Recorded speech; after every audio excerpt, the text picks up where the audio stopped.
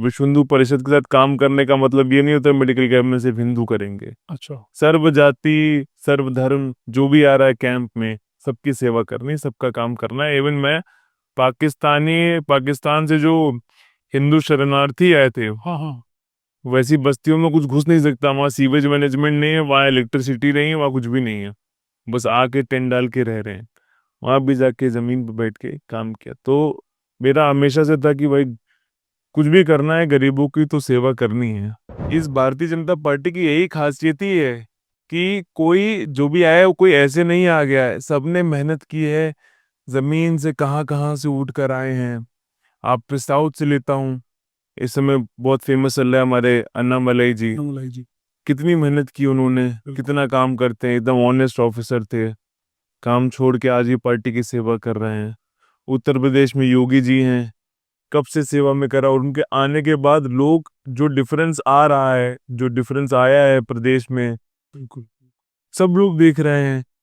गुजरात के हैं, तेजस्वी सूर्या है हमारे, कर्नाटक में हैं। तो लेकिन अपने सबसे सुपरस्टार हमारे, जिनसे मैं प्रभावित हुआ हूँ, वो है आदरणीय प्रधानमंत्री श्री नरेंद्र मोदी जी। उन्होंने क्या, उनसे मैं इसलिए प्रभावित हुआ हूँ, वो एक कल्चर ये लेके आए हैं। कल को हमारी सरकार नहीं रहेगी या कुछ भी दिक्कत आ जाती, कुछ समस्या आएगी, वो तब भी खड़े रहेंगे।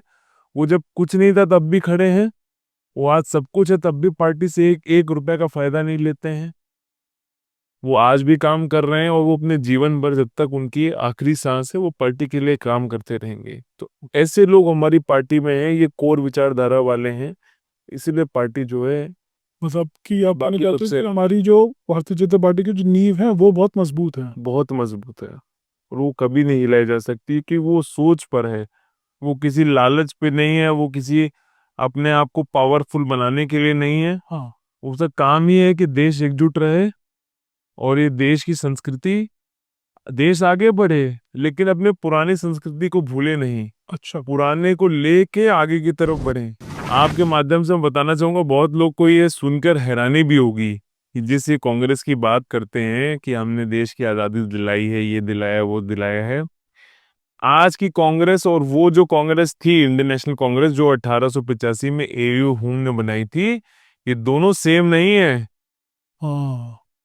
अब ये कैसे है, मैं आपको बताता हूँ कि 2008 में कांग्रेस पार्टी के मुख्य परिवार ने जो है चाइना से एक एग्रीमेंट किया।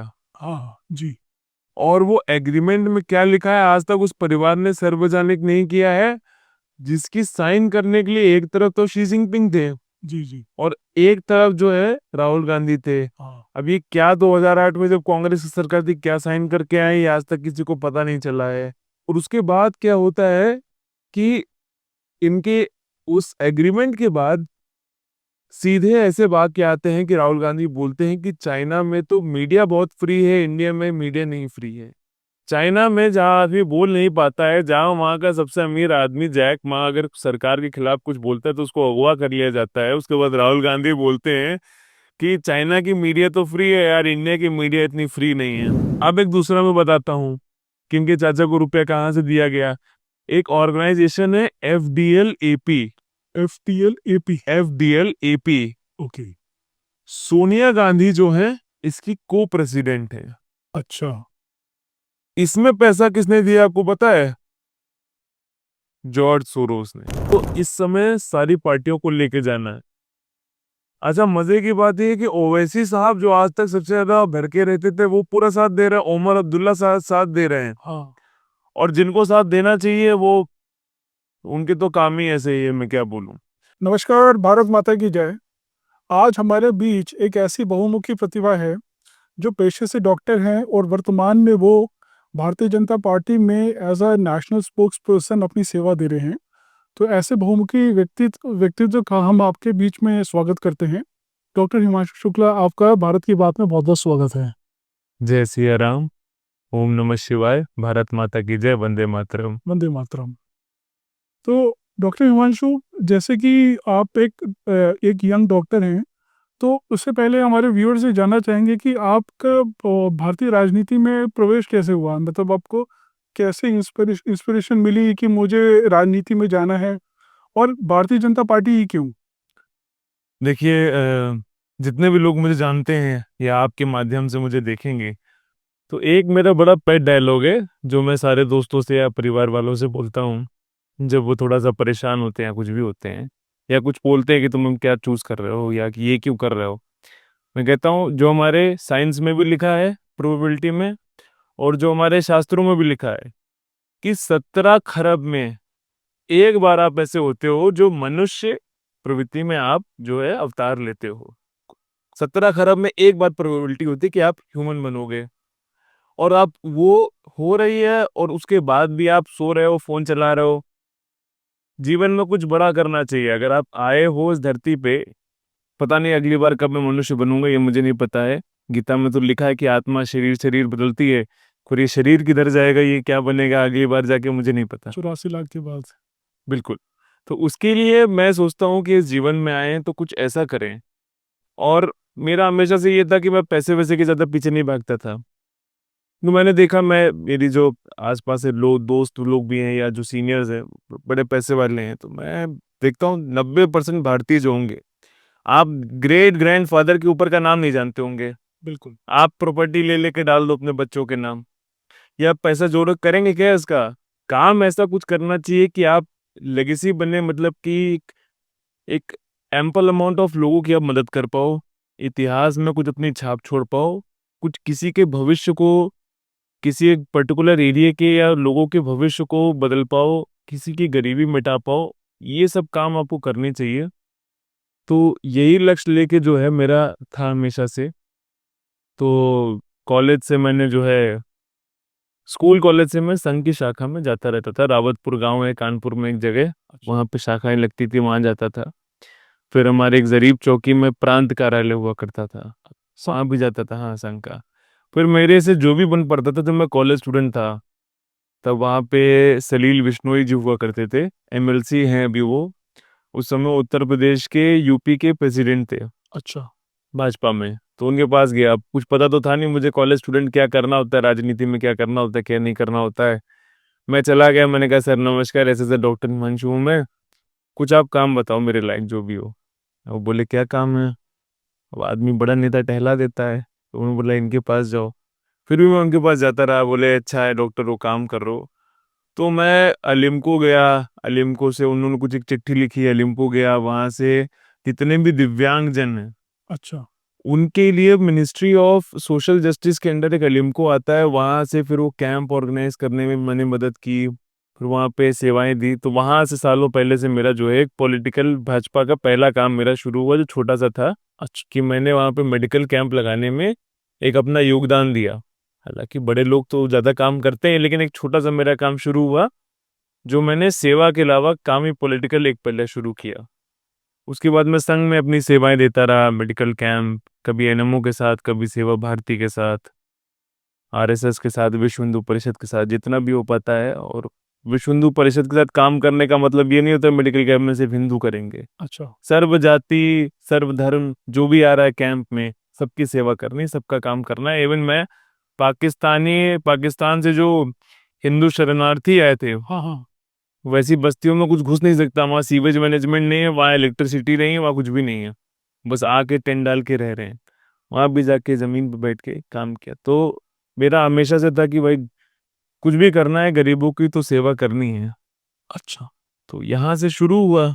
फिर उसके बाद, लेकिन मैं कॉलेज में हमेशा सोचता था कि भाई ये क्या पैशन है मेरा, क्या पैशन है, हर बच्चा सोचता है क्या है। मैं सोचता था बड़ा नहीं। फिर मुझे तब पता चला जब मैंने कॉलेज इलेक्शन लड़े, अच्छा। तो मैं 4 दिन नहीं सोया। 4 दिन में मैंने 2.5 2.5 घंटे बस नींद ली होगी बीच में, 4 दिन में। और वो जीतने के बाद जो मेरे चेहरे पे ग्लो था, तब लोग बोले थे तुम बदल से गए हो, आजकल चेहरे पे निखार आ रहा है। तो वहीं से मुझे पता चल गया कि यही है मेरी लाइफ, यही है मेरा पर्पस, यही है, इसी के लिए जीना है, इसी के लिए मरना है। कुछ नहीं करना, खाली विचारधारा पे काम करना है और देश की सेवा करनी है। तो इसीलिए मैं तब से इस पे लग गया हूँ। अच्छा। और सारे समाज को जो है एकजुट करने पे, कोई भी जाति हो, ऐसा कुछ नहीं, भारत को बांटना नहीं है। चाणक्य ने कहा था कि बिल्कुल बिल्कुल। जब तक संस्कृति में लोग आपस में जुड़े रहेंगे तब तक कोई तुम्हारी संस्कृति तोड़ नहीं सकता। तो बस उसी के लिए मैं काम करता हूँ। और ये देश ना टूटे, यही मेरी सोच है। इसीलिए मैं भारतीय राजनीति में फुल टाइम आ गया हूँ। Okay, that's great. तो अब जैसे कि आपने बताया कि आप राष्ट्रवादी विचारधारा से, जिसे हम लोग राइट विंग भी बोलते हैं, उस विचारधारा से आप शुरू से जुड़े रहे हैं। तो भारतीय जनता पार्टी में कौन से लीडर की काम कार्यशैली, मतलब एक तो हम जानते हैं कि आदरणीय प्रधानमंत्री जी जो वर्ल्ड फेमस लीडर हैं, उनके अलावा कौन ऐसे लीडर हैं जिनकी कार्यशैली से आप बहुत ज़्यादा प्रभावित हुए? देखिए, भारतीय जनता पार्टी तो ऐसी पार्टी है कि इसमें ऐसा एक नेता आप नहीं ला सकते। हाँ। आप किसी भी स्टेट का एक नेता उठा लो, हाँ। इस भारतीय जनता पार्टी की यही खासियत ही है कि कोई जो भी आया है वो कोई ऐसे नहीं आ गया है, सबने मेहनत की है, जमीन से कहाँ कहाँ से उठ कर आए हैं। आप साउथ से लेता हूँ, इस समय बहुत फेमस चल रहा है हमारे अन्नामलई जी। नमलाई जी। कितनी मेहनत की उन्होंने, कितना काम करते हैं, एकदम ऑनेस्ट ऑफिसर थे, काम छोड़ के आज ही पार्टी की सेवा कर रहे हैं। उत्तर प्रदेश में योगी जी हैं, कब से सेवा में करा, और उनके आने के बाद लोग जो डिफरेंस आ रहा है, जो डिफरेंस आया है प्रदेश में, बिल्कुल। सब लोग देख रहे हैं। गुजरात के हैं, तेजस्वी सूर्या हैं हमारे, कर्नाटक में हैं। तो लेकिन अपने सबसे सुपरस्टार हमारे, जिनसे मैं प्रभावित हुआ हूँ, वो है आदरणीय प्रधानमंत्री श्री नरेंद्र मोदी जी। उन्होंने क्या, उनसे मैं इसलिए प्रभावित हुआ हूँ, वो एक कल्चर ये लेके आए हैं कि मतलब उन्होंने मेरी सोच बदल दी। क्या होता है ना, जब आदमी लड़का राजनीति में जाता है, मेरे भी घर में, मैं गरीब परिवार से आता हूँ, तो माता पिता क्या होता है यार, कमाओ, सेटल हो जाओ, वो जीवन भर चलता रहेगा, फिर हाँ। उसके बाद शादी वादी करके फिर अपना जीवन चलाओ। हम जब आदमी बच्चा राजनीति में जाता है तो फिर सोचते हैं यार क्या होगा, इसका करियर का क्या होगा, आगे कुछ बनेगा नहीं बनेगा, ये तो टाइम वेस्ट है। ये तो जो होते हैं कंस्ट्रक्शन वाले होते हैं, बिल्डर होते हैं, उनके बच्चे कर रहे हैं तो ठीक है, वो खाली हैं। लेकिन मोदी जी जो चीज एक लाए हैं ना, कि अब मतलब आदमी ये नहीं सोचता है, मतलब जब सोच सकता है आदमी उतने ही गरीब परिवार से उठ के कहाँ से कहाँ ग्लोबल लीडर है। मोदी जी सिर्फ पीएम नहीं रहे, वो ग्लोबल लीडर हो गए, ग्लोबल लीडर है। और वहां तक मुझे लगता नहीं शायद ही कोई पहुंच पाएगा। बिल्कुल। तो जब वो ऐसे से वहां तक पहुंच सकते हैं, तो आदमी के मन में आता है कि यार मैं भी देश की सेवा के लिए या किसी काम के लिए जो है कुछ ना कुछ तो कर सकता हूँ। तो वो विचारधारा है उन्होंने बदल दी है, जो ऐसे उन्होंने किया। और उनकी आप बातें देखो, 2007 में मैं उनकी स्पीचेस देखता हूँ, उस समय से इतना आगे चलते हैं कि वो 2007 में आप उनकी स्पीच सुनेंगे तो आप लगेगा ये तो प्रधानमंत्री बोल रहा है। वो 2007 में प्लान कर रहे थे कि मैं 14 में बनूंगा, वो 12 में 13 में नहीं बोल रहे कि प्रधानमंत्री बनूंगा, वो 5 और 6 में तैयारी कर दिए थे कि मैं प्रधानमंत्री बनूंगा। तो जो व्यक्ति समय से आगे है, उन्होंने तो इतना प्रभावित कर रखा है, और उन्होंने पूरे घर वालों की सबकी विचारधारा बदल रखी है कि यार नहीं नहीं, ये लड़का मेहनत करेगा। मतलब उन्होंने बना दिया कि भारतीय जनता पार्टी में तुम मेहनत करोगे तो तुम्हें हाँ, फल मिलेगा। एग्जैक्टली ये तो है हिमांशु जी की। जैसे आपने बताया कि भारतीय जनता पार्टी में ऐसे लिविंग एग्जांपल्स हैं जिन्होंने आज अपने, मतलब उनके बैकग्राउंड पे ना जाते हुए उन्होंने अपनी मेहनत पे, अपने अपने कैलिबर पे उन्होंने अपना एक मुकाम हासिल किया है। वो एक एक बहुत ही प्रेस्टिजियस डॉक्टर भी हैं साथ साथ। तो बीइंग अ डॉक्टर तो अपने आप में एक चैलेंजिंग फील्ड है। तो उस अपनी प्रोफेशनल लाइफ को अपने पैशन, मतलब जो आपका राष्ट्रवाद के प्रति पैशन है, तो उसको आप कैसे बैलेंस करते हैं अपने डे टू डे लाइफ में? देखिए, मेरी तो कोई पर्सनल लाइफ है ही नहीं, अगर मैं ऐसे बताऊं। पर्सनल लाइफ है नहीं, ये मेरे घर वाले भी मान गए हैं, मेरे दोस्त भी मान गए हैं। मतलब आदमी सामाजिक व्यक्ति हो जाता है। और मेरे, यहाँ तक कि मेरे जो डिपार्टमेंट के हेड हैं, पहले वो बड़ा नापसंद करते थे, पर वो मेहनत देख के मेरी, आज वो भी थोड़ा हेल्प कर देते हैं। ओके। तो मैं जो हॉस्पिटल में ऐसे काम करता हूँ कि ऐसे भाईचारे में काम कर देता हूँ। भाईचारे में सब चलता है कि सब आपस में एडजस्टमेंट करते हैं। 24 घंटे की हम लोग ड्यूटी करते हैं। हाँ। 24 घंटे करने के बाद क्या होता है, आपको 2 दिन का ऑफ मिलता है, क्योंकि हफ्ते में 48 घंटे हर आदमी को काम करना होता है as per supreme court norms. तो मैं हफ्ते में 2 दिन 24 घंटे करता हूँ। 24 घंटे करने के बाद आपको दो दो दिन का ऑफ मिलता है, और 2 दिन के ऑफ के अलावा एक पोस्ट ड्यूटी ऑफ मिलता है, जिसमें आप रात भर 24 घंटे ड्यूटी कर रहे हैं तो सुबह सोएंगे जाके। नाइट के बाद नाइट ऑफ जिसको कहते हैं, आप पोस्ट ड्यूटी ऑफ कहते हैं, वो मैं सोता नहीं हूँ। और वो मैं सोता नहीं हूँ, घर आता हूँ, नहा धो के सबसे पहले सुबह सुबह पार्टी ऑफिस निकल जाता हूँ। That's really amazing. तो ऐसे ही करके समय बचाना है। कुछ पर्सनल काम होते हैं, सामाजिक काम होते हैं। तो सुबह पार्टी ऑफिस गया, दोपहर में अपने काम किए, शाम को संघ कार्यालय जाके इधर उधर काम करना है, बाकी ऐसे ही करके मेरी दिनचर्या चलती है। और साथ ही साथ मैं जैसे, क्योंकि मैं पूरे दिन दिल्ली भ्रमण पर रहता हूँ, तो उसी बीच में दोस्तों यारों से भी मिल लेता हूँ। तो वही सोशलाइजिंग के बीच मैंने अपनी पर्सनल लाइफ भी बना ली है, वैसे बना ली है, वही प्राइवेट लाइफ है, वही सब कुछ है। तो यही चलेगा जीवन भर, यही मैं सोच के चल रहा हूँ। तो दोस्त भी खुशी हैं, कहीं जाता हूँ मतलब हाँ। द्वारका गया तो द्वारका वाले दोस्त से मिल लिया, राजौरी वाले काम में गया तो राजौरी वाले दोस्त से मिल लिया। तो ऐसे करके वही पर्सनल लाइफ है, वही सोशल लाइफ है, वही प्रोफेशनल लाइफ है, सारी चीज़ें एक ओ- साथ में लेके चलता हूँ। Okay okay, that's really nice. और एक बार शायद हिमांशु जी, हमारी चर्चा भी एक बार हो रही थी कि शायद बताए थे कि आपके परिवार में कुछ फ्रीडम फाइटर्स के परिवार से आप। फ्रीडम फाइटर का उनको आज तक ऐसा है दर्जा तो मिला नहीं, अच्छा। क्योंकि वो एक अनसेड चीज रह गई। ओके। तो बात ऐसी थी कि हमारे मेरे जो दादा के परदादा हैं, अच्छा। दादा के सॉरी दादा, दादा के दादा। तो उनका नाम था छुटकाऊ शुक्ला। अच्छा। तो हम बिल्लौर के पहले रहने वाले हैं। तो बिल्लौर में क्या था, सोने का काम होता था। पहले मैं बड़े रॉयल फैमिली थी मेरी, तो सोने का काम होता था, उनके सोने की मार्केटें हुआ करती थी। तो अच्छा। 20 मार्केट हमारी थी और बाकी उनके और रिश्तेदारों की थी। तो उनके भी एक रिश्तेदार हैं जिनका नाम सीताराम वाजपेयी है। उनके साथ कोई घटना नहीं, वो आज भी इतने रिच हैं, और वो इतने रिच हैं कि उनके शहर का नाम ही उन्हीं के नाम से ही है। उनका शहर का नाम ही सीताराम है, वहां पे एक गांव का नाम सीताराम है। तो अच्छा। उनके बुआ के लड़के थे। तो जो छुटकाऊ शुक्ला थे वो भी बड़े रिच थे। तो उनकी हमारी जमींदार थे, और सोने की उनकी दुकानें थी, सराफे की। तो उनके बेटे हुए माता दीन शुक्ला। तो पिताजी पे पैसा है, उस समय कुछ होता नहीं था, क्या करें, और अंग्रेजों का शासन था, क्या करें, तो कुछ नहीं करना था तो हम पहलवान बन गए। हम्म। पहलवान बन गए, आराम से घूमते थे, पहलवानी करते थे, और अकड़ में भी रहते थे, भाई इतना पैसा है तो अकड़ तो आ ही जाती है। तो वो जा रहे थे अपनी मार्केट में से, घूम रहे थे, कष्ट लगा रहे थे, तो पीछे से अंग्रेज आया। अच्छा। मैं घोड़े पे बैठ के एक दो लोग को लेके, क्या है कि उस समय नियम होता था कि अंग्रेज अगर आता है हाँ। तो आपको झुकना पड़ता है।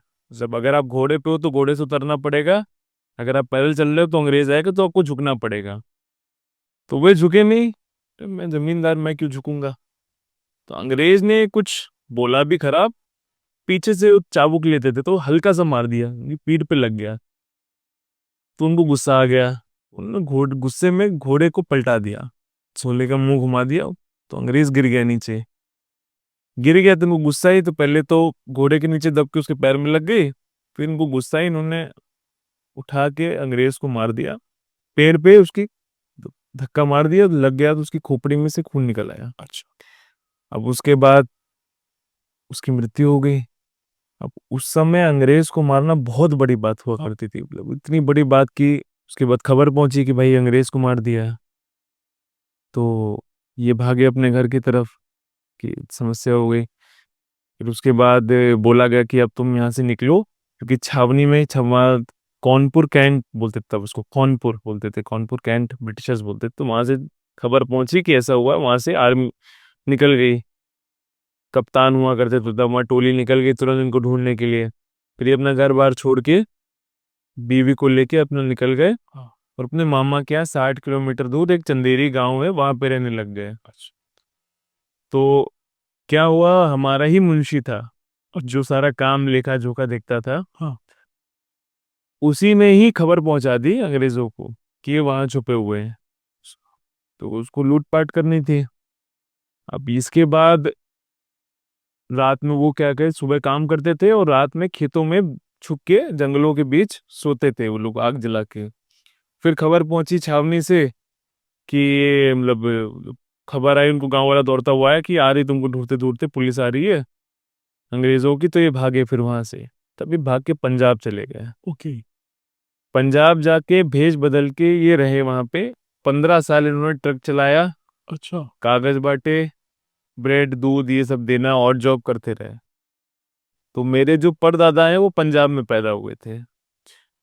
तो थोड़ा मोड़े काम करना है, देश जो होती है इंटेल विंटेल इधर उधर पहुंचाना, ट्रक चलाना, तो ये सब काम करते थे। तो वहां पे पंजाब में जाके थोड़ा सा इन्होंने ये सब इधर उधर इंटेल इधर उधर बांटने का काम अंग्रेजों के खिलाफ वहाँ भी काम किया। फिर उसके बाद जो है देश जो है आज़ाद होने की कगार पे आ गया। अब इनको भी लगा 15-20 साल हो गए, अब आदमी भूल जाता है। तो ये वापस बोले कि अब चलते हैं, बहुत दिन हो गए, अब तो कोई पहचानेगा भी नहीं, अब तो हो गया। तो वो वापस ही चंदेरी अपनी मामा के यहाँ गए, रहने लग गए। तो तब तक परदादा जो मेरे 17-18 के हो गए उस समय, तो और 17-18 मतलब बहुत बड़ा हो गया लड़का। हाँ हाँ। तो वहां भी जाके फिर और जॉब करने लग गए, भैंस चराना ये सब करने लग गए। तो उसके बाद उनके मामा ने बोला कि अब ऐसा है कि अब समय हो गया है, तुम्हारा लड़का बड़ा हो गया, अब तुम जाओ, तुम्हारा जो भी रियासत है वहाँ पे जमीनें हैं, जाके उसको क्लेम करो और अपना तुम रहो, जाके उसकी शादी वादी कराओ। अभी वापस आए तो देख रहे हैं गांव पूरा बदल गया है। जो हमारी जमीनें थी वहां बोर्ड लगा हुआ है, this land is confiscated under British rule.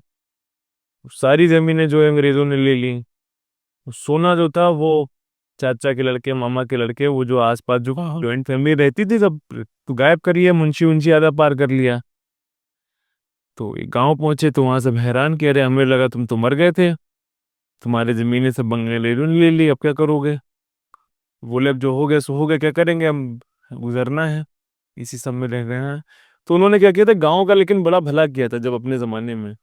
जिस आदमी की मदद की थी वो आज के दिन पे सरपंच था, उसकी बड़ी मदद की थी। अच्छा। तो उन लोगों ने कहा कि यार इन्होंने काम तो किया, इतना हमारी मदद किया है, तो उसके बाद इन्होंने इनको एक गाय और बस 2 बीघा जमीन दे दिए गए अच्छा। कि आप अपना जीवन यापन करो, आप 3 लोग। फिर मेरे दादा हुए, परदादा ने मेहनत की, 4 किलोमीटर दूर पानी लेके आते थे खेतों में डालने के लिए। फिर दादा हुए, दादा के भाई हुए, फिर ये सब मेहनत करते, वो 2 की 4 बीघा की मेहनत करते करते फिर मेरे दादा कानपुर शहर की तरफ आए, आईआईटी कानपुर में वो बाबू बने। फिर वहां से संघर्ष शुरू हुआ, फिर परदादा ने संघर्ष किया, फिर दादा ने संघर्ष किया, फिर पिताजी इंजीनियर बने, उन्होंने संघर्ष किया। फिर उसके बाद ये पीढ़ी भी आई, ये भी संघर्ष में कर रहा हूँ आज। तो ऐसे है कि खून तो हमारा पुराना ही रॉयल हमेशा से है और अंग्रेजों के खिलाफ किया है, तो आज भी हाँ। चलना है भाई। भारतीय जनता पार्टी की कोर आइडियोलॉजी क्या है?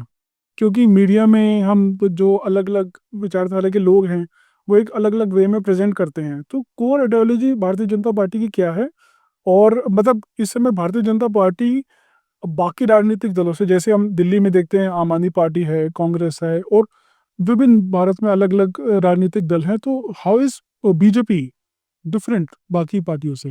देखिए बीजेपी पूरी भारत देश में अगर आप ढूंढने जाएंगे ना, तो आपको 1,000 पार्टी मिलेगी कम से कम। बिल्कुल बिल्कुल। मल्टी पार्टी सिस्टम है हमारा, लेकिन सिर्फ एक ही पार्टी है जो सारी समस्त पार्टियों से, कोई परिवार की है, सपा को ले लेते हैं एक परिवार की है, कोई एक लैंग्वेज को लेके बनी है, कोई मतलब कांग्रेस भी है।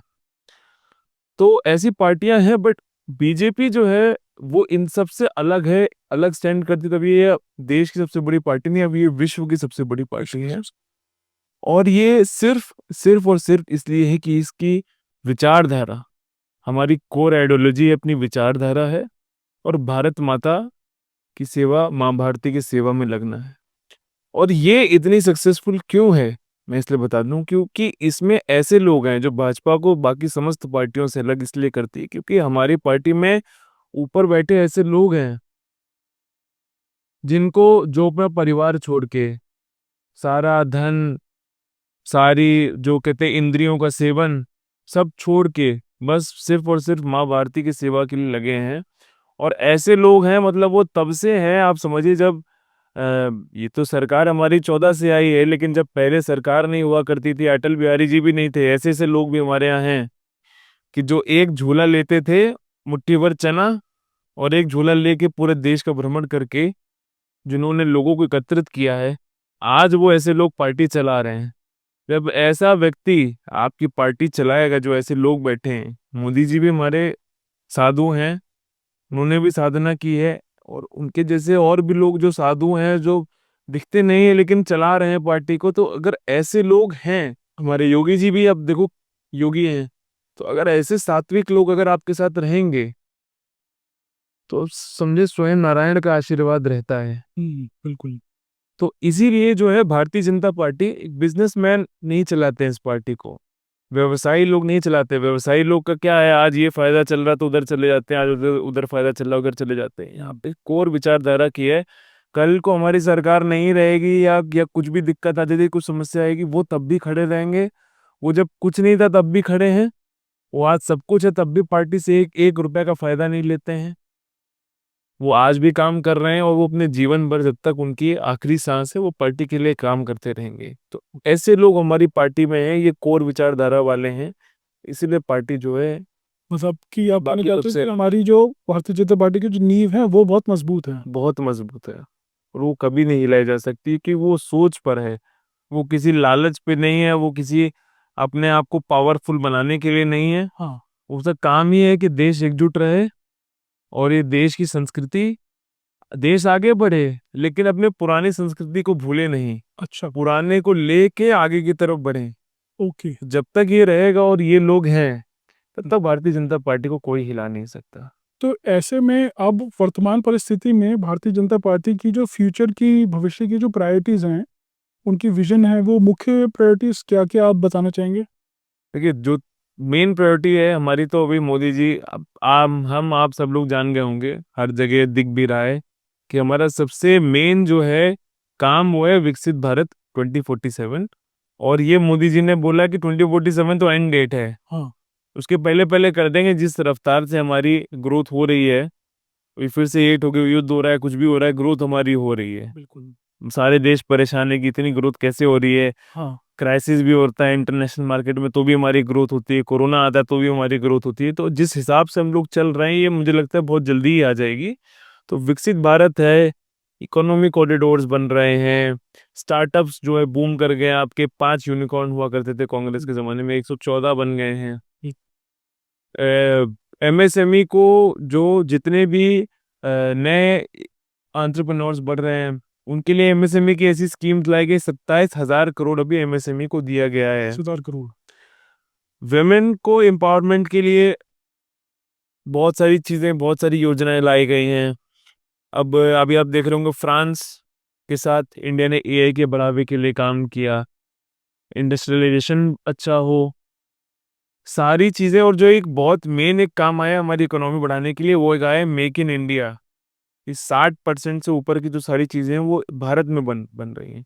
अभी आप देखेंगे हमारे नीति आयोग के जो हैं माननीय, उन्होंने कॉन्फ्रेंस में बोला था कि अभी डिफेंस का भी हमारा बहुत अच्छा बढ़ रहा है। और बाय दी मतलब आगे के 10 साल का उन्होंने प्रोजेक्शन दिया है कि 138 यूएस बिलियन डॉलर्स का हम जो है अपनी तरफ से बनाएंगे, इंपोर्ट कम करेंगे 138 बिलियन यूएस डॉलर्स का। और जो इंटरनल बन रहा है हमारा, अभी बन रहा है, आगे 37% का इंक्रीज आएगा। ओके। मतलब अगर आज हम 1,000 करोड़ का बना रहे हैं, तो आगे चल के उसमें 37% इंक्रीज आएगा। जो अपने प्लेन्स बनते हैं या इंजन बन रहे हैं, एचएएल है, भारत इलेक्ट्रॉनिक्स है, तो जो भी हमारा आज बन रहा है वो बहुत तेजी से आगे बढ़ेगा। और आप देख रहे होंगे कि भारत अभी हेल्थ की फील्ड में बहुत ऊपर चला गया। अब तो कोरोना में हमने, जब एक समय था जब भारत देश मदद मांगा करता था, अब वो जो है वैश्विक स्तर पे लोगों की मदद कर रहा है। भारत की ये इकोनॉमी पावर हो गई है कि एक बार अगर कोई देश आंख उठा के देख लेता है, हम बाइकआउट कर देते हैं, तो उसकी इकोनॉमी डूब जाती है। बिल्कुल। हमें सैंक्शन लगाने की जरूरत नहीं है, हाँ। हम खर्चा करना बंद कर देंगे तो हमारी इकोनॉमी इतनी स्ट्रांग हो गई है। हाँ।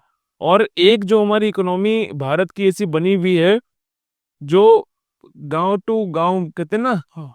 जो इंटरनल एकदम लेन देन है, कोई कॉर्पोरेट सिस्टम नहीं, तो ये सब नींव है भारत की, ये कभी टूट नहीं सकती। आप किराने की दुकान पे गए, आपने 10 दिया, उसने किसी को सामान दिया, उसने किसी को पैसा दिया, जो ये इंटरनल पैसा घूमता है ना, ये भी बड़ा काम आता है चीजों में।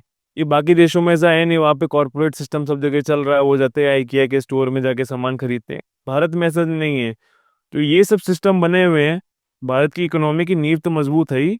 और जो ग्रोथ हम जिस हिसाब से कर रहे हैं, ये हमारा सबसे पहला जो है कि इसको बहुत आगे लेके जाना है। 11 से तो 5 पे हम ले आए हैं, हाँ। अब ये बहुत जल्दी चौथे पे आने वाला है, और तीसरे पे भी हम पूरी कोशिश करेंगे कि भारत इकोनॉमिक कॉरिडोर में बहुत ऊपर जाए।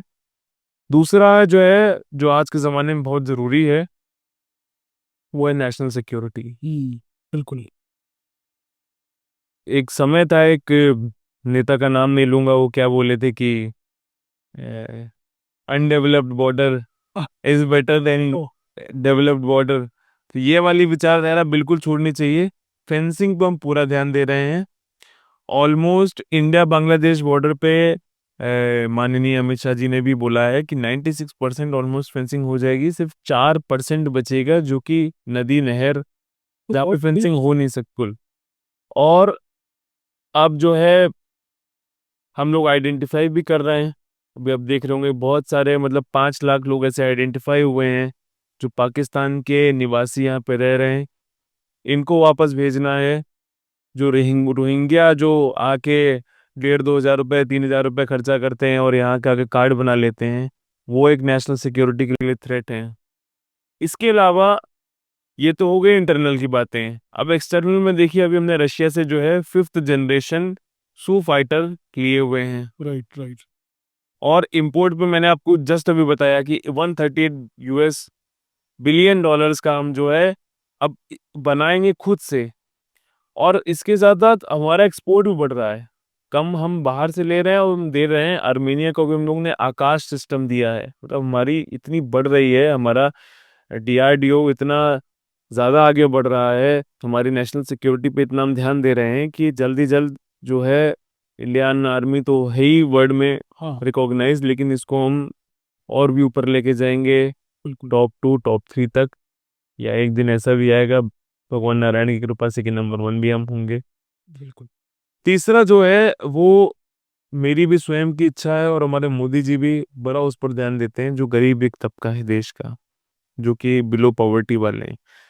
तो उनको प्रधानमंत्री आवास योजना से उनको घर देना, आयुष्मान कार्ड से उनको हेल्थ की स्कीम्स देना, जन कल्याणकारी योजनाओं से उनको जो है अनाज देना, ताकि जो किसी भी तबके से आता हो, उसके पास कुछ ना करने को हो तो उसको पास पेट में खाना हो, रहने के लिए छत हो। और ये जो इकोनॉमिक कॉरिडोर बन रहा है, इससे क्या है, स्किल डेवलपमेंट भी हम लोग कर रहे हैं। एमएसएमई की कुछ पार्ट्स है, एनएसआईसी एनएसडीसी, बिल्कुल। जो कि स्किल डेवलपमेंट करवाती है। तो ये जो ऐसा वंचित एरिया है जहाँ पे सिखाया नहीं जाता या स्कूलिंग नहीं कर पा रहे हैं वो, हालांकि भारत देश में जो है एजुकेशन लिटरेसी काफ़ी तेज़ी से बढ़ रही है, पर ऐसे जो हैं जिन पे स्किल्स नहीं है, तो उनको भी आइडेंटिफाई करके उनको स्किल डेवलपमेंट की ट्रेनिंग दे, ताकि वो खुद रोजगार हाँ, बनाने में सक्षम हो। ठीक है। और इसके साथ साथ भारत सरकार जो हमारी महिलाएं हैं या क्लस्टर्स है या गांव के ट्राइब के लोग हैं जो हैंडलूम बनाते हैं, या कुछ ऐसे जो है, मतलब इतना मोदी जी इतना फाइन नीचे तक देखते हैं जो किसी सरकार ने नहीं देखा। कि अगर कोई आदमी जो है मधुमक्खियां पकड़ के ला रहा है तो सरकार उसको सपोर्ट कर रही है। यहाँ तक कि आप समझिए, आप अगरबत्ती बनाएंगे ऑर्गेनिक तरीके से तो भी सरकार आपको 90% सब्सिडी देगी। ओ, तो जो गांव के लोग जो है मिट्टी से ये लकड़ी छील कर अगरबत्ती बनाते थे, अगर उसके आप क्लस्टर लेके जाएंगे और सरकार के पास आप मदद मांगने जाएंगे तो वहां तक के लोगों को भी मदद मिलेगी। ओ, लकड़ी का कुछ आप जैसे ये बना दे या मूर्ति बना दे जो गांव में झारखंड के ट्राइब बनाते, तो हाँ, हर जगह से सरकार जो है पूरी तरीके से आइडेंटिफाई करके जिनको जरूरत है उनको अपलिफ्ट कर रही है। ये हमारी 3 मेन प्रायोरिटी हैं: नेशनल सिक्योरिटी, विकसित भारत बनाना और गरीब तबके को ऊपर लेके जाना। सो वर्तमान में आप भारतीय जनता पार्टी में as a national media panelist हैं, तो you are comparatively new in this role. I think जैसे हम देखते हैं कि डॉक्टर संबित पात्रा, वो भी मेडिकल फील्ड से आए। तो आप वर्तमान में अपना जो करंट रोल है वो किस तरीके से आप पार्टी में देख रहे हैं? इसका मैं कि किस्से की तरफ से मैं बताऊंगा आपको। ओके। हम लोग बातचीत कर रहे हैं। हालांकि मैं कॉलेज से ही आपको बताया मैंने समाज सेवा शुरू करी थी। उसके बाद संघ की कार्यशाला मैंने संभाली, बैक हैंड कुछ काम देखे मैंने। और अभी फिर उसके बाद मुझे विश्व हिंदू परिषद का जो है हाँ। दिल्ली में सेवा का टोली में दायित्व मिला। ओके। तो पूरे सेवा के कार्य जो होते हैं संघ के, उसके बाद क्योंकि जो कि मैं डॉक्टर रहा तो सबको मेरे से आवश्यकता पड़ती थी और मेरे को मेडिकल का भी हेड बना दिया उन्होंने ओके। कि भाई आप ही पूरे दिल्ली का जो है मेडिकल का काम देखोगे। इसके बाद मैंने एक और बहुत सारे बीजेपी में जो है बैक हैंड में बड़े काम किए। उसके बाद में जाके सालों की मेहनत के बाद फिर मैं राष्ट्रीय में मीडिया पैनलिस्ट बना। और आगे मैं क्या करूँगा इसकी बात एक मैं बात किस्से से बताऊँगा कि मैं सुबह सुबह एक दिन पार्टी ऑफिस पहुंचा ऐसे ही, तो क्या है, सारे बड़े नेता आए हुए थे। तो अपन अभी छोटे हैं थोड़ा सा, तो मैं गया, तो मैंने बोला भाई साहब नमस्कार। सबको नमस्कार किया, प्रणाम किया। तो बोले और डॉक्टर कैसे हो। फिर साथ में उनके, मैं उन नेता का नाम नहीं बताऊंगा, उनके साथ प्रेम शुक्ला जी खड़े थे। अच्छा। तो वो प्रेम शुक्ला जी को कहते हैं ये बहुत खतरनाक डॉक्टर है, से बच के रहना। मैंने कहा मैं तो छोटा, मैंने कहा हाथ जोड़ के उन्हें, भाई साहब मैंने क्या, मैं क्या खतरनाक। कह रहे नहीं ये जो है मुझे कम से कम 40 साल हो गया है और मैं एक बार आदमी को देख के पहचान लेता हूँ। तो वो प्रेम शुक्ला जी से बोलने लग गए कि ये जो है 10 साल यहीं टिका रहेगा, देख लेना 10 साल यहीं रहेगा और हम बूढ़े हो जाएंगे, हम चले जाएंगे, लेकिन ये यहीं रहेगा। हाँ। तो उन्होंने उस तरीके से तो बता दिया मुझे। अब पार्टी मुझे आगे क्या दायित्व देती है, क्या काम करना है, क्या नहीं करना, ही नहीं करना, लेकिन उन्होंने मुझे पहचान लिया कि कुछ हो चाहे ना हो, अच्छा हो बुरा हो, हाँ। मैं वहीं रहूंगा, 10 साल आता रहूंगा। दायित्व मुक्त भी कर दिया जाए तो भी कह रहे हैं भारतीय जनता पार्टी के केंद्रीय कार्यालय में रहेगा जरूर। तो बस मेरी भी यही विचारधारा है कि जो भी करो मेहनत करो, हाँ। इसी में संपूर्ण जीवन दे देना है। बिल्कुल। अब आगे जो पार्टी मेरे लिए सोचती है अलग है, लेकिन अभी जो मुझे दिया गया है उसमें मुझे पूर्ण समर्पण देके काम करना है और पार्टी की विचारधारा को लेके जाना है, सारी जातियों को जोड़ना है, अपने धर्म के लोगों को एकत्रित करना है और देश की संस्कृति बचानी है। बिल्कुल। वो जिस पॉजिटिव माइंडसेट से आप रहते हैं, जैसे मुझे भी आपके साथ रह के अभी काफ़ी पॉजिटिविटी फील हो रही है, तो वो जाहिर है वो एक जो काफ़ी वरिष्ठ नेता जिनका आप जिक्र कर रहे हैं, उन्होंने आपके अंदर एक देखा होगा हुनर कि किस तरीके से आप समाज में एक पॉजिटिविटी फैलाते हैं। तो अब हम आते हैं कि ऑपरेशन सिंदूर के ऊपर। जैसे आप बता रहे थे कि हमने देखा है कि आदरणीय प्रधानमंत्री जी ने पिछले 11 वर्षों में डिफेंस के क्षेत्र में बहुत अद्भुत काम किया है, और इस बार ऑपरेशन सिंदूर में तो पूरे विश्व में भारत का डंका बज गया है, और पूरे विश्व ने देखा है कि किस तरीके से भारत का जो एयर डिफेंस सिस्टम एक अभेद किले की तरह है। एक मिसाइल तक हमें छू नहीं पाई, उनकी बड़ी सी बड़ी मिसाइल विपक्षियों की, तुर्की की, चाइना की, विभिन्न कंट्री की एकदम तिनके की तरह बिखर गई।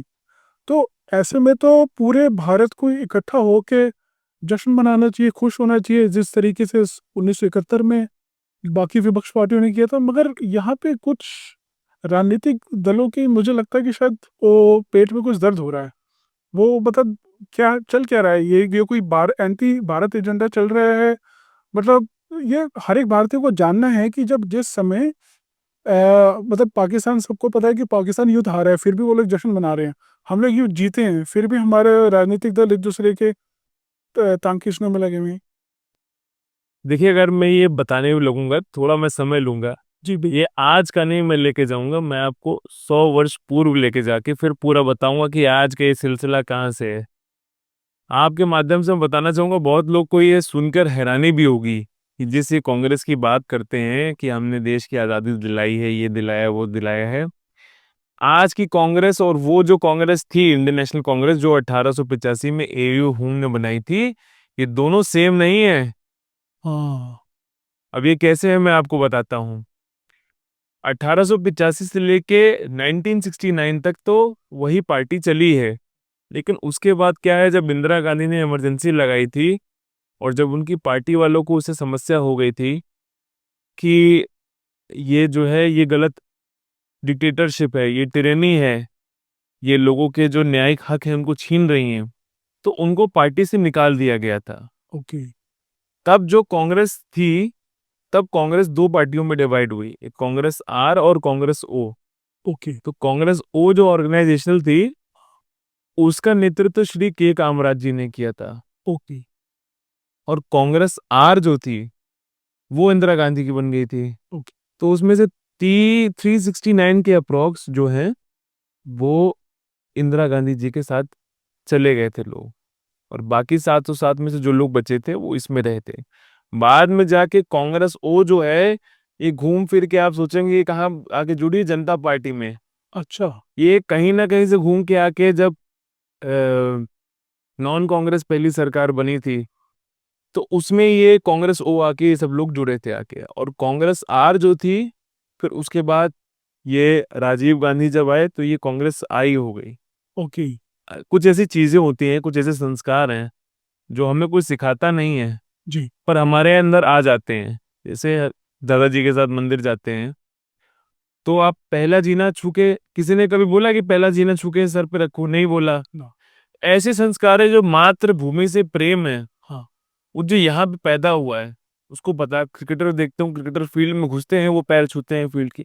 किसान अपनी खेत में जाता है, पैर छूता है माटी के। मैं गंगा नदी पे जाता हूँ, मैं सर पे लगाता हूँ। जो मातृभूमि के प्रति प्रेम है, ये असली भारतीयों को है। हाँ। जो बाहर से आए हैं, आप समझ रहे हैं मैं क्या कहना चाह रहा हूँ? जी जी जी, समझ गया। जो बाहर से आए हैं, उनको ये मातृभूमि का प्रेम नहीं है, ना उनको है, ना उनके बच्चों को है। वो अपनी रोटियां सेकने में लगे हुए हैं, इसलिए ये एंटी इंडिया काम आ रहा है। अभी आप देखें, ये जो एंटी इंडिया है, इनके आज के काम नहीं है। कुछ समय पहले इनके जो इंडियन ओवरसीज के प्रेसिडेंट हैं, सैम पित्रोदा जी, जी जी। उन्होंने क्या बोला कि चाइना से हमें युद्ध नहीं करना चाहिए, चाइना हमारा दुश्मन नहीं है। क्या बोलने की जरूरत थी भाई? चाइना हमारे जो गांव है उस पे बार बार बीच बीच में जो है हाँ। घुसने की कोशिश करता है बार बार। अच्छा, अब ये पूछेंगे कि ये ऐसा क्यों करते हैं, हम्म। तो एक मैं बड़ा आसान तरीका बोलूंगा। अगर मैं आपके चाचा को 20 रुपए देता हूँ हाँ। और बोलता हूँ चाचा कि 20, ये उससे बोल दो कि आप कि छोटू से कि जाके लेज ले 20 रुपए के, तो आप लेके आओगे ना। तो ये हम्म, खेल जो है कुछ और है। ये हाँ। खेल जो है आप बाद में देखेंगे ना, डोनेशन का है। अच्छा। ठीक है। इसके बाद मैं एक आपको और बताऊंगा कि 2008 में कांग्रेस पार्टी के मुख्य परिवार ने जो है चाइना से एक एग्रीमेंट किया, हाँ जी। और वो एग्रीमेंट में क्या लिखा है आज तक उस परिवार ने सार्वजनिक नहीं किया है। जिसकी साइन करने के लिए एक तरफ तो शी जिनपिंग थे, जी जी। और एक तरफ जो है राहुल गांधी थे। हाँ। अब ये क्या 2008 में जब कांग्रेस की सरकार थी क्या साइन करके आए, ये आज तक किसी को पता नहीं चला है। और उसके बाद क्या होता है कि इनके उस एग्रीमेंट के बाद सीधे ऐसे वाक्य आते हैं कि राहुल गांधी बोलते हैं कि चाइना में तो मीडिया बहुत फ्री है, इंडिया में मीडिया नहीं फ्री है।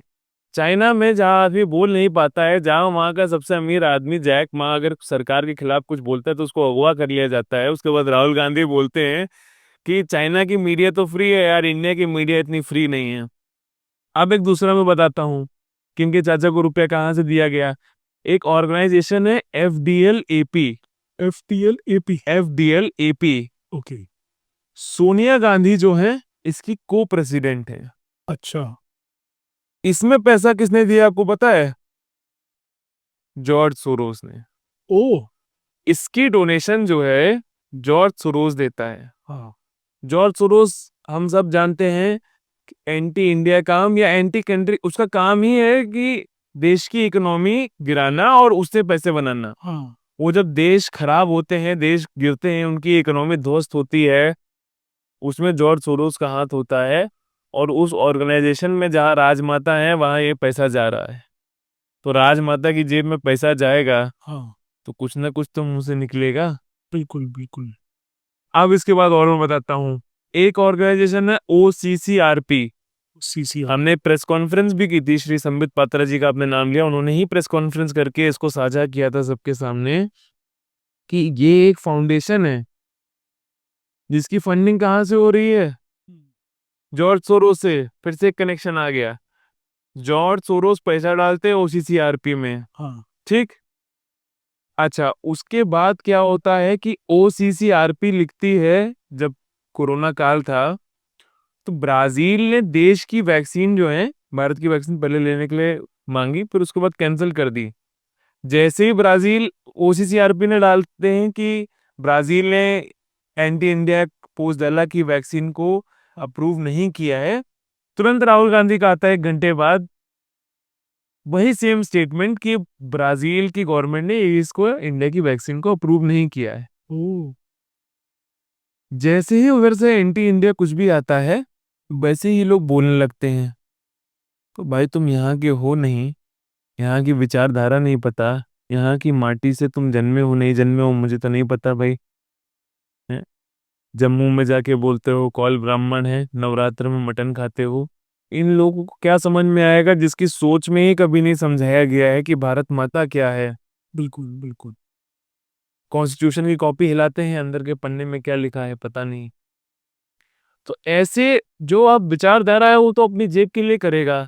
अभी नेशनल हेराल्ड का भी एक केस आया है, उसमें भी इनकी जेब में पैसा गया है, सरकारी संपत्ति अपने नाम कर दी। अच्छा, दूसरे पे भरोसा नहीं है इसीलिए प्रेसिडेंसी नहीं छोड़ रहे हैं कि अगर कोई दूसरा आ गया तो पता चल जाएगा अंदर कितना दबा हुआ है। बिल्कुल तो इसलिए सारे जो हैं सब जगह को प्रेसिडेंट प्रेसिडेंट ये पूरा परिवार बना रहता है और पता नहीं कहाँ कहाँ का पैसा जो है दबा के रखा हुआ है। ये तो कुछ जो है सार्वजनिक एंटी इंडिया जो वर्क हैं ये तो हम लोग को साझा हो रहे हैं। अब यहाँ से पैसा आएगा, अगर मैं किसी को पैसा देता हूँ कि भाई 100 रुपए दे रहा हूँ तुम ये लिख दो, तो क्या वो लिखेगा? नहीं। बिल्कुल। वो पैसा आ रहा है तो ये एंटी इंडिया काम हो रहे हैं। इसीलिए जब भारत देश देश के लिए गौरवान्वित होने की बात होती है तो ये प्रूफ मांगते हैं। बिल्कुल भाई प्रूफ बताओ। इनके चीफ मिनिस्टर कहते हैं कि पानी रोकना अच्छा नहीं है। इनके महाराष्ट्र के नेता कहते हैं कि आतंकवादी पे इतना समय थोड़ी होता है कि वो तुम्हारा धर्म पूछेगा। हाँ बिल्कुल।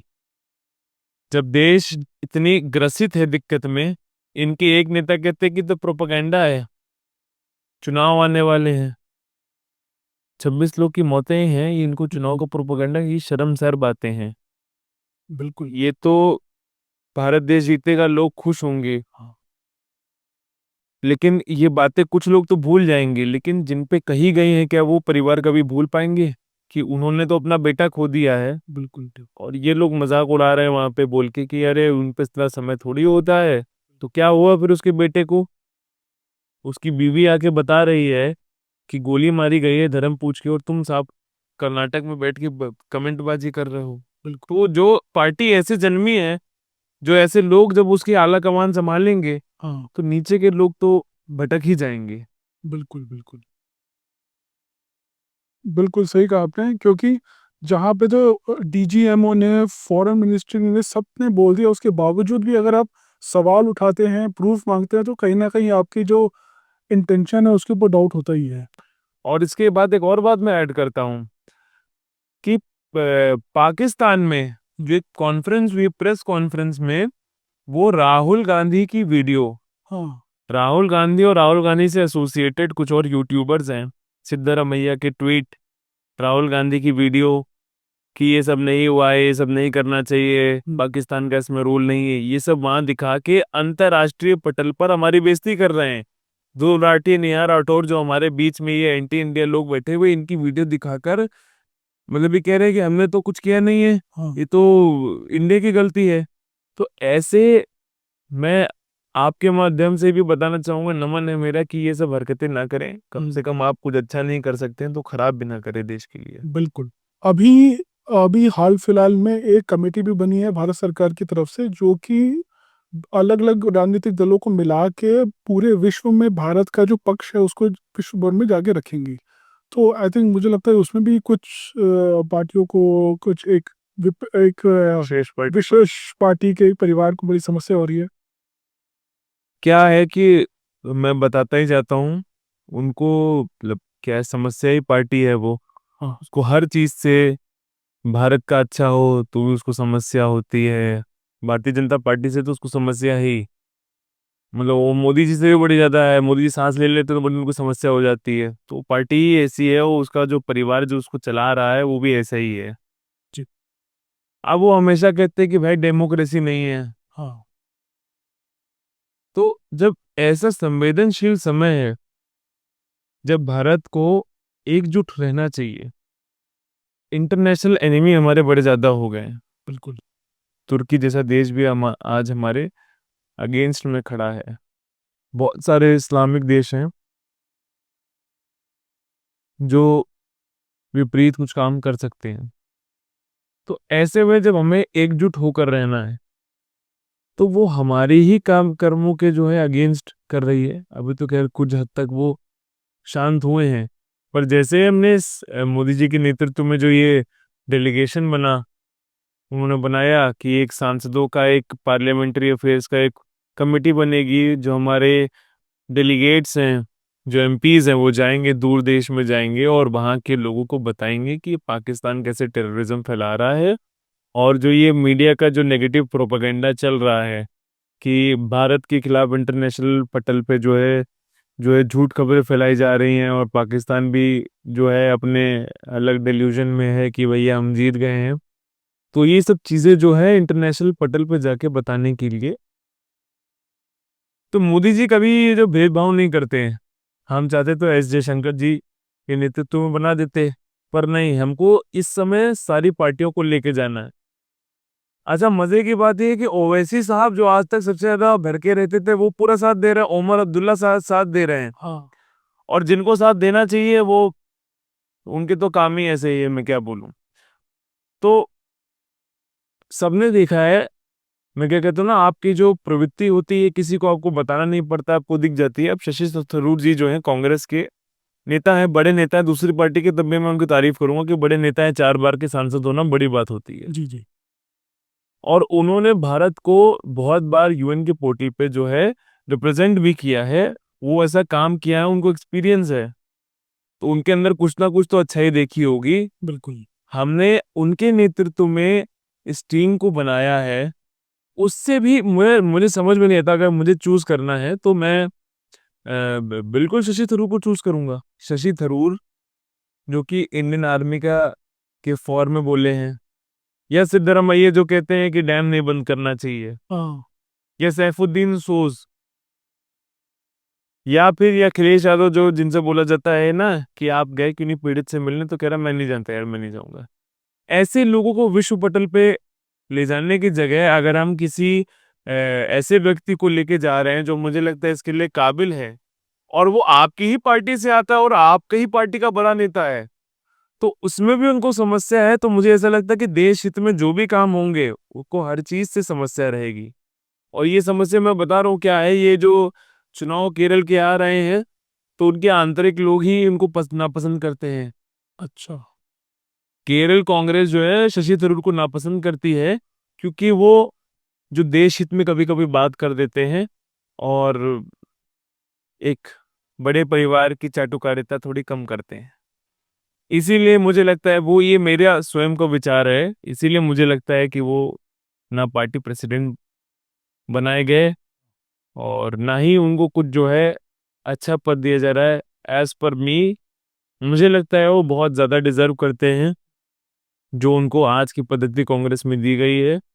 और मैं तो चाहता था कि वो प्रेसिडेंट बने, बट जब परिवार राजमाता को ही दिक्कत है, तो फिर आगे तो हम कुछ कह ही नहीं सकते हैं, राजमाता की ही चलती है वहां पे। और अब ऐसे में एक और बर्निंग टॉपिक जो पिछले कई वर्षों से चर्चा में रहा है, मगर पिछले वर्ष से लोकसभा के इलेक्शन के बाद से कुछ ज़्यादा ही चर्चा में है, वो है वन नेशन वन इलेक्शन। तो ऐसे में मतलब हमारे व्यूअर्स के बेनिफिट के लिए मतलब आप एक्सप्लेन करना चाहेंगे कि भारतीय जनता पार्टी या फिर आदरणीय प्रधानमंत्री जी के नेतृत्व में वन नेशन वन इलेक्शन को ज़्यादा पुश को किया जा रहा है, मतलब क्या इसका वास्तव में कुछ बेनिफिट है, या फिर जैसा ऑपोजिशन बोलती है it is just a political gimmick. मुझे तो समझ में नहीं आता इसमें पॉलिटिकल गिमिक है क्या। वन नेशन वन इलेक्शन कुछ भी नहीं है। जो भी ये प्रोपेगेंडा फैलाया जा रहा है ना कि चुनाव नहीं होंगे, डिक्टेटरशिप आ जाएगी, क्या होता है देश में कुछ भी अच्छा होता है तो ये एंटी इंडिया ढिंडोरा पीटने आ जाते हैं। बिल्कुल। फंडिंग कहाँ से होती है वो उन्हें पूरा रास्ता बता दिया है, सोरोस से किसी किसी फाउंडेशन में जाता है, राजमाता उसकी को प्रेसिडेंट होती है। तो ऐसे ही जब कुछ देश में अच्छा होने जा रहा होता है तो ये एंटी इंडिया कहीं से पैसा आता है डमरू चलाने का, और वो डमरू बजने लगता है और लोग हल्ला मचाने लगते हैं कि गिमिक हो गया है, ये हो जाएगा, संविधान खतरे में है, जो है चुनाव होंगे। 2014 सुनने में आ रहा है कि आप अगले में चुनाव खत्म है, होता जा रहा है चुनाव, लेकिन 2014 के बाद से सबको आज तक जब इमरजेंसी लग गई तब सबको उम्मीद थी कि हाँ चुनाव होंगे, लेकिन जब चुनाव हो रहे हैं हाँ। कायदे से तो सबको बड़ी दिक्कत है। वन नेशन वन इलेक्शन कुछ भी नहीं है, बस एक बहुत सी साधारण चीज है कि जब आप देखते होंगे कि एक अभी दिल्ली चुनाव हुआ, 4 महीने बाद यूपी का चुनाव है। सीआरपीएफ यहाँ पोस्टेड है, वो जाएगी यूपी। हाँ टीचर जो यहाँ के हैं कभी इधर जाएंगे कभी उधर जाते हैं। इलाहाबाद में पोस्टिंग है, उसकी ड्यूटी लगा देते हैं मेरठ में। हाँ लोकसभा के चुनाव होते हैं तो दिल्ली का आदमी कभी नॉर्थ ईस्ट चला जाना पड़ता है ड्यूटी करने, कभी पंजाब जाना पड़ता है। तो इसी के लिए वन नेशन वन इलेक्शन इसलिए बनाया गया था कि जो अत्यधिक पैसा खर्चा होता है वो कम किया जाए। आपको पता है 2014 में कितना पैसा खर्चा हुआ होगा? कितना? 30,000 करोड़। 30,000 करोड़। और उसके बाद 2019 में 60,000 करोड़ रुपए खर्चा हुआ है सिर्फ चुनाव कराने में। डबल। क्योंकि जनसंख्या भी बढ़ती जा रही है और चीजें फेयर चले उसके लिए खर्चा बहुत होता है। और ये वन नेशन वन इलेक्शन कुछ है नहीं, बस इतना सा है कि लोकसभा और विधानसभा के चुनाव एक ही दिन पर होंगे और जो नगर पालिका को और पंचायत का है उसके 100 दिन के अंतर्गत हो जाएंगे। अच्छा। अब इससे क्या होगा कि जैसे मैं हूं, अगर मैं दिल्ली में हूं लेकिन मेरा वोटर कार्ड कानपुर का है, हाँ तो मुझे पंचायत चुनाव के लिए भी वहां भाग के जाना पड़ता है, मुझे विधानसभा के लिए भाग के जाना पड़ता है, मुझे लोकसभा के लिए भी जाना पड़ता है।